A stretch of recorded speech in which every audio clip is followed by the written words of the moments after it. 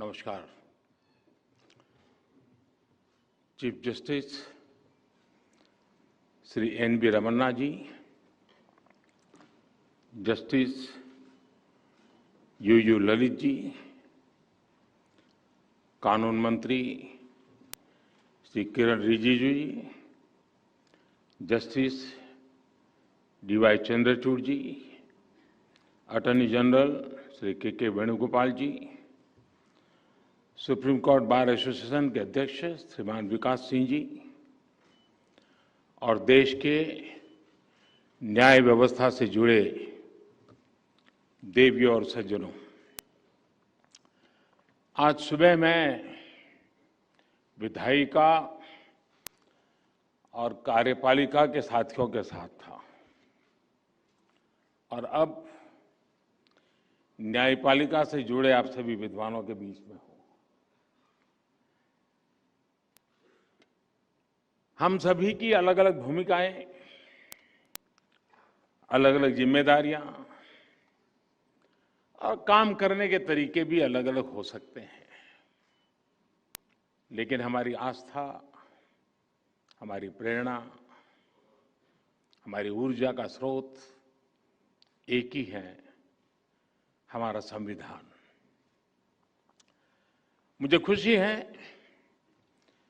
कि आज हमारी ये सामूहिक भावना संविधान दिवस पर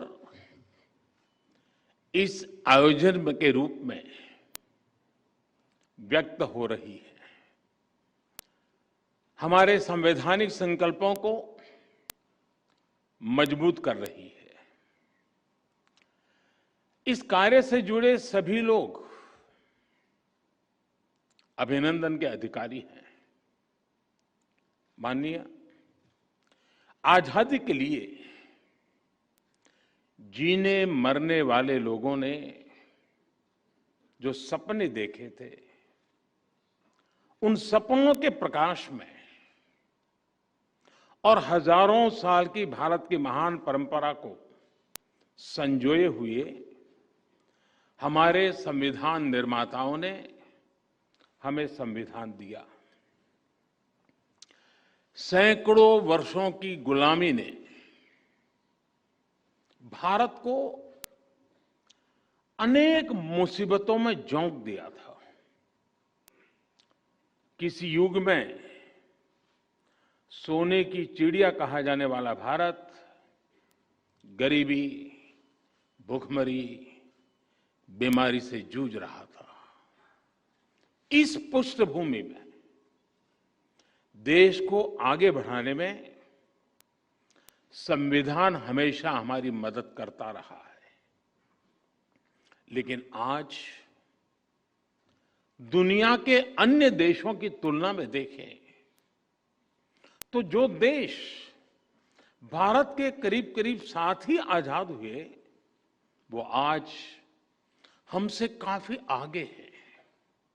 यानी अभी बहुत कुछ किया जाना बाकी है।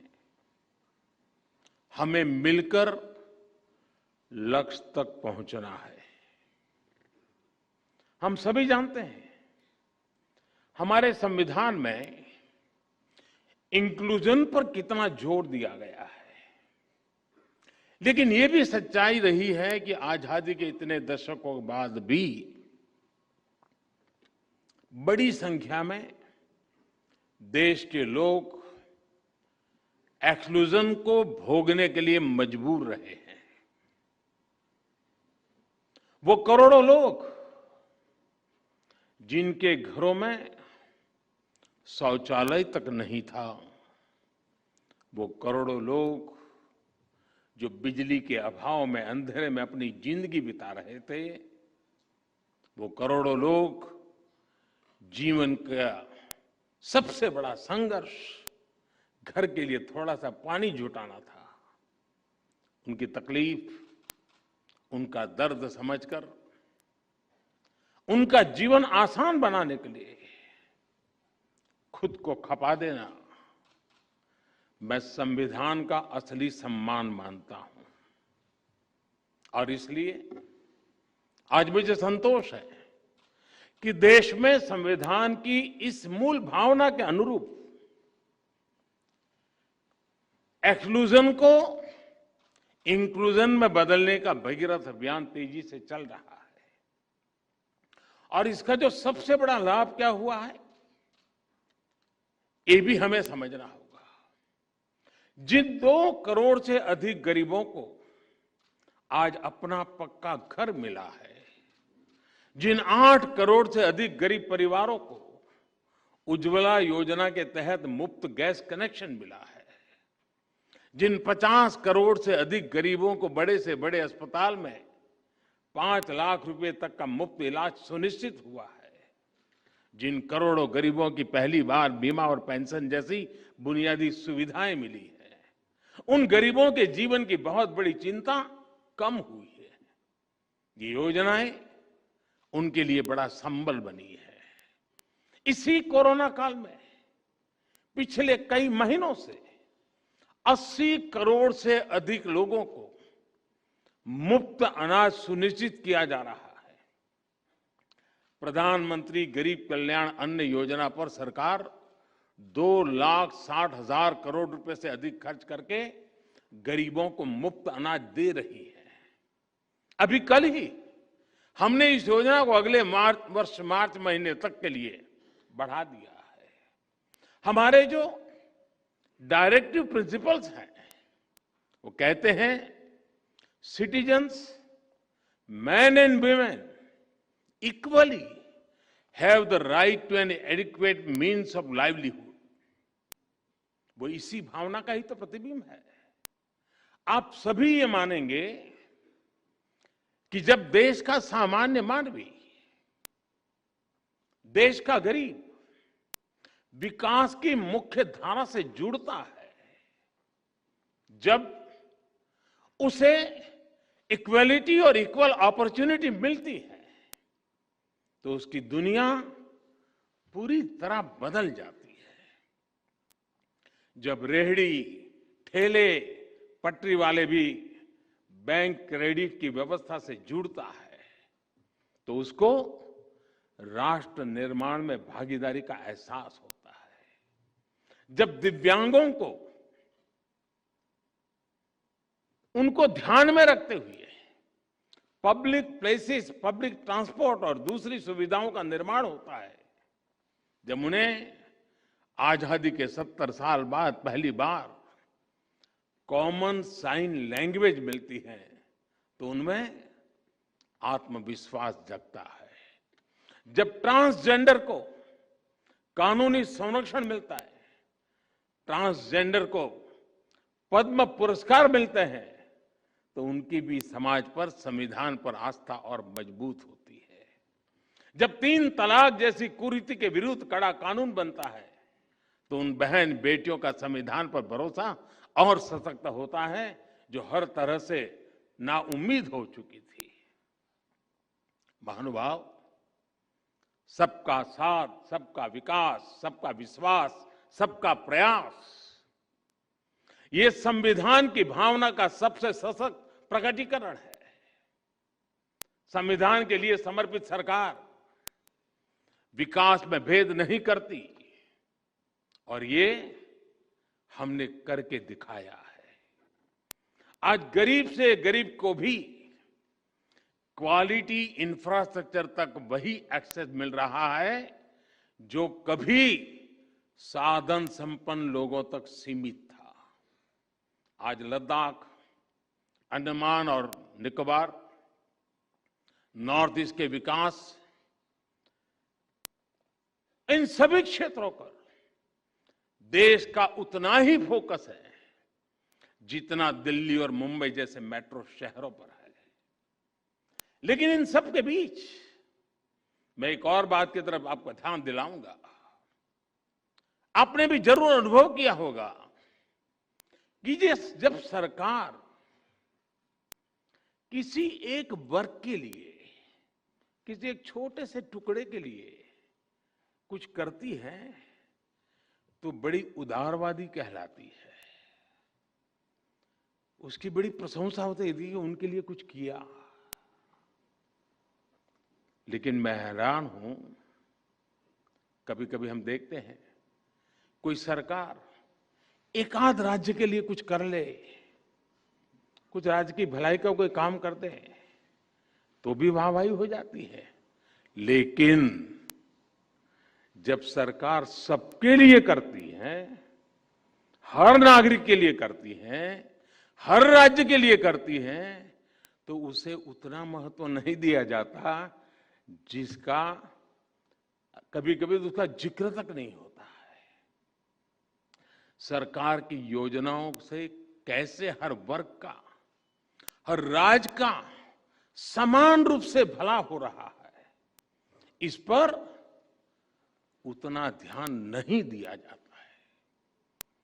पिछले 7 वर्षों में हमने बिना भेदभाव के, बिना पक्षपात के विकास के हर व्यक्ति, हर वर्ग और देश के हर कोने तक पहुंचाने का प्रयास किया है। इस साल 15 अगस्त को मैंने गरीब कल्याण से जुड़ी योजनाओं के सैचुरेशन की बात कही और इसके लिए हम मिशन मोड पर जुटे भी हैं।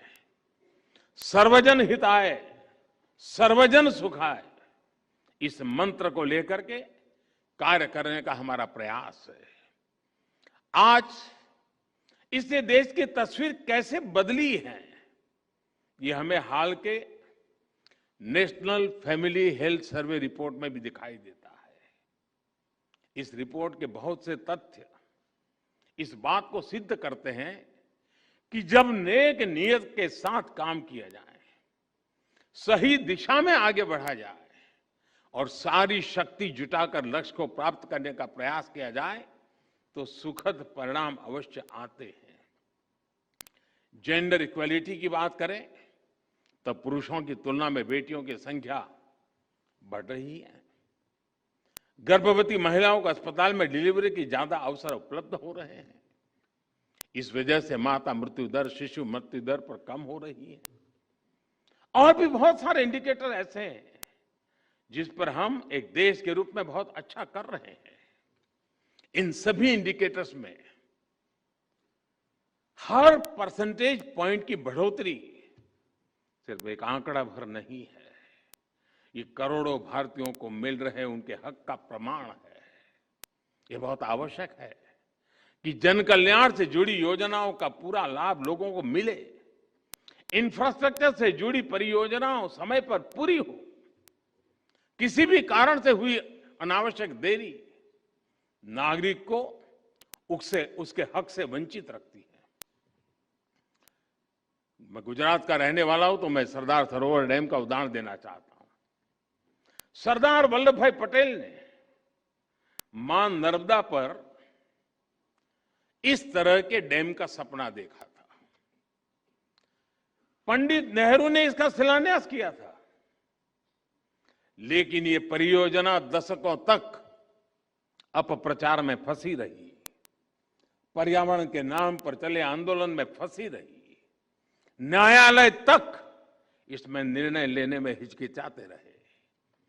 वर्ल्ड बैंक ने भी इसके लिए पैसे देने से मना कर दिया था, लेकिन उसी नर्मदा के पानी से कच्छ में जो विकास हुआ, विकास का कार्य हुआ, आज हिंदुस्तान के तेज गति से आगे बढ़ रहे डिस्ट्रिक्ट में कच्छ जिला है।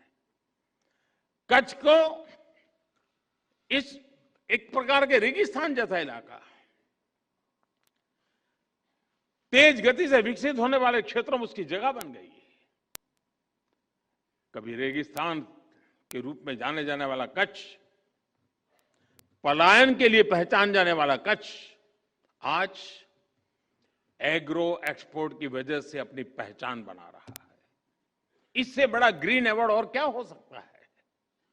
माननीय भारत के लिए और विश्व के अनेक देशों के लिए, हमारी अनेक पीढ़ियों के लिए उपनिवेशवाद, कॉलोनियलिज्म, उपनिवेशवाद की बेड़ियों में जकड़े हुए जीना एक मजबूरी थी। भारत की आजादी के समय से पूरे विश्व में एक पोस्ट कॉलोनियल कालखंड की शुरुआत हुई। अनेकों देश आजाद हुए। आज पूरे विश्व में कोई भी ऐसा देश नहीं है जो प्रकट रूप से किसी अन्य देश के उपनिवेश के रूप में एग्जिस्ट करता है। लेकिन इसका मतलब यह नहीं है कि उपनिवेशवादी मानसिकता, कॉलोनियल माइंडसेट समाप्त हो गया है। हम देख रहे हैं कि हम मानसिकता अनेक विकृतियों को जन्म दे रही है। इसका सबसे स्पष्ट उदाहरण हमें विकासशील देशों की विकास यात्राओं में आ रही बाधाओं में दिखाई देता है। जिन साधनों से, जिन मार्गों पर चलते हुए विकसित विश्व आज के मुकाम पर पहुंचा है, आज वही साधन, वही मार्ग विकासशील देशों के लिए बंद करने के लिए प्रयास किए जाते हैं। पिछले दशकों में इसके लिए अलग अलग प्रकार की शब्दावली का जाल रचाया जाता है, लेकिन उद्देश्य एक ही रहा है, विकासशील देशों की प्रगति को रोकना। आजकल हम देखते हैं कि पर्यावरण के विषय को भी इसी काम के लिए हाईजैक करने का प्रयास हो रहा है। कुछ सप्ताह पहले हमने COP26 समिट में इसका जीवंत उदाहरण देखा है। अगर एब्सोल्यूट क्यूमुलेटिव एमिशंस की बात करें तो विकसित देशों ने मिलकर 1850 से अब तक, 1815 से अब तक भारत से 15 गुना अधिक उत्सर्जन किया है। अगर हम पर कैपिटा बेसिस की बात करें तो भी विकसित देशों ने भारत के मुकाबले 15 गुना अधिक उत्सर्जन किया है। अमेरिका और यूरोपीय संघ ने मिलकर भारत की तुलना में 11 गुना अधिक एब्सोल्यूट क्यूमुलेटिव एमिशन किया है। इसमें भी पर कैपिटा बेसिस को आधार बनाए तो अमेरिका और यूरोपीय संघ ने भारत की तुलना में 20 गुना अधिक उत्सर्जन किया है। फिर भी आज, और हमें गर्व है, भारत जिसकी सभ्यता और संस्कृति में ही प्रकृति के साथ जीने की प्रवृत्ति है, जहां पत्थरों में, पेड़ों में, प्रकृति के कण कण में, जहां पौधे में भी परमात्मा देखा जाता है, उसका स्वरूप देखा जाता है, जहां धरती को मां के रूप में पूजा जाता है, उस भारत को पर्यावरण संरक्षण के उपदेश सुनाए जाते हैं। और हमारे लिए ये मूल्य सिर्फ किताबी नहीं है, किताबी बातें नहीं है। आज भारत में लायन, टाइगर, डॉल्फिन आदि की संख्या और अनेक प्रकार की बायोडायवर्सिटी के मानकों में लगातार सुधार हो रहा है। भारत में वन क्षेत्र बढ़ रहा है। भारत में डिग्रेडेड लैंड का सुधार हो रहा है। गाड़ियों के ईंधन के मानकों को हमने स्वेच्छा से बढ़ाया है। हर प्रकार की रिन्यूएबल एनर्जी, उस क्षेत्र में हम विश्व के अग्रणी देशों में हैं। और पेरिस समझौते के लक्ष्यों को समय से पहले प्राप्त करने की ओर अग्रसर अगर कोई है तो एकमात्र हिंदुस्तान है।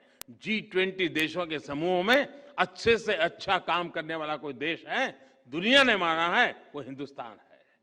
और फिर भी ऐसे भारत पर पर्यावरण के नाम पर भांति भांति के दबाव बनाए जाते हैं। यह सब उपनिवेशवाद मानसिकता का ही परिणाम है।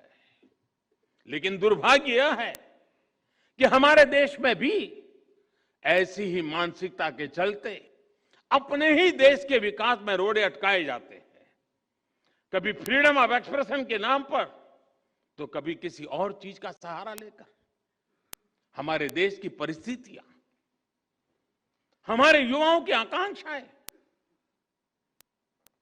सपनों को बिना जाने समझे बहुत सी बार दूसरे देशों के बेंचमार्क पर भारत को तोलने का प्रयास होता है और इसकी आड़ में विकास के रास्ते बंद करने की कोशिश होती है। इसका नुकसान ये जो करते हैं ऐसे लोगों को भुगतना नहीं पड़ता है। इसका नुकसान भुगतना पड़ता है उस मां को जिसका बच्चा बिजली प्लांट स्थापित न होने के कारण पढ़ नहीं पाता। इसका नुकसान भुगतना पड़ता है उस पिता को जो रुके हुए सड़क प्रोजेक्ट के कारण अपने संतान को समय पर अस्पताल नहीं पहुंचा पाता। इसका नुकसान भुगतना पड़ता है उस मध्यम वर्गीय परिवार को जिसके लिए आधुनिक जीवन की सुविधाएं पर्यावरण के नाम पर उसकी आमदनी से बाहर पहुंचा दी गई। इस कॉलोनियल माइंडसेट की वजह से भारत जैसे देश में, विकास के लिए प्रयास कर रहे देश में करोड़ों आशाएं टूटती हैं, आकांक्षाएं दम तोड़ती है। आजादी के आंदोलन में जो संकल्प शक्ति पैदा हुई उसे और अधिक मजबूत करने में ये कॉलोनियल माइंडसेट बहुत बड़ी बाधा है। हमें इसे दूर करना ही होगा और इसके लिए हमारी सबसे बड़ी शक्ति, हमारा सबसे बड़ा प्रेरणा स्रोत हमारा संविधान ही है। माननीय सरकार और न्यायपालिका दोनों का ही जन्म संविधान की कोख से हुआ है, इसलिए दोनों ही जुड़वा संतानें हैं। संविधान की वजह से ही ये दोनों अस्तित्व में आए हैं। इसलिए व्यापक दृष्टिकोण से देखें तो अलग अलग होने के बाद भी दोनों एक दूसरे के पूरक है। हमारे यहां शास्त्रों में भी कहा गया है, ऐक्यम बलम सामंजस्य, ऐक्यम बलम समाजस्य, ऐक्यम बलम समाजस्य तत् अभावे स दुर्बलः तस्मात् ऐक्यम प्रशंसन्ति दृढ़म राष्ट्र हितैषणी। अर्थात किसी समाज की, देश की ताकत उसकी एकता और एकजुट प्रयासों में होती है। इसलिए जो मजबूत राष्ट्र के हितैषी होते हैं वो एकता की प्रशंसा करते हैं, उस पर जोर देते हैं। राष्ट्र के हितों को सर्वोपरि रखते हुए ही यही एकता देश की हर संस्था के प्रयासों में होनी चाहिए।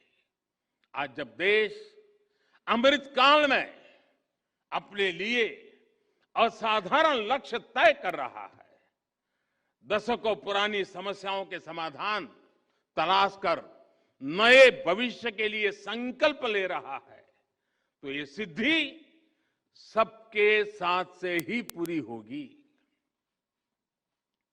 इसलिए देश ने आने वाले 25 सालों के लिए, जब देश आजादी की शताब्दी मनाता होगा, और इसलिए सबका प्रयास, इसका देश ने आह्वान किया है। निश्चित तौर पर इस आह्वान में एक बड़ी भूमिका जुडिशरी की भी है। महोदय, हमारी चर्चा में बिना भूले हुए एक बात लगातार सुनने को आती है, बार बार उसे दोहराया जाता है, सेपरेशन ऑफ पावर।